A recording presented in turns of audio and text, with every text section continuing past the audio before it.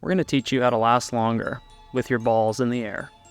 Talking about wall balls, guys, give me a break. What goes out first in your wall balls, your legs or your arms? For most of you who answered that question, it's your arms. Upper body fatigues out before the lower body does when it comes to wall balls, unless there's a super high movement interference. So what we're thinking about with the wall ball is the reason for that is twofold. One, the athlete is not extending through their entire foot in the wall ball. We're gonna give you a drill to fix that. And the other is starting to throw the ball with the arms before we use the hips. And we're gonna give you a drill for that. So the first element is making sure that you are just simply performing a squat as if it were a front squat. So all Drew's gonna do is get that medicine ball where it would be for a wall ball, and I'm gonna have him simply do a couple of squats. Wow, great drill, Hunter, that you're just making a squat. But what's important here is that he's thinking about standing up aggressively, and you'll notice that he doesn't rock forward, okay? When we throw a ball forward, lots of athletes come onto their toes. Drew just stands up with his whole foot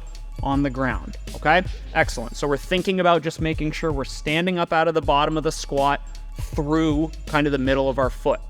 Now, the second drill to make sure that our arms aren't fatiguing out prematurely is that we want to use as much of the lower body in that toss as possible. And this is going to be a fun drill to watch Drew do. He is going to perform a wall ball, and I'm going to have him try to use as little of his arms as possible to see how high he can get that ball. Let's see it.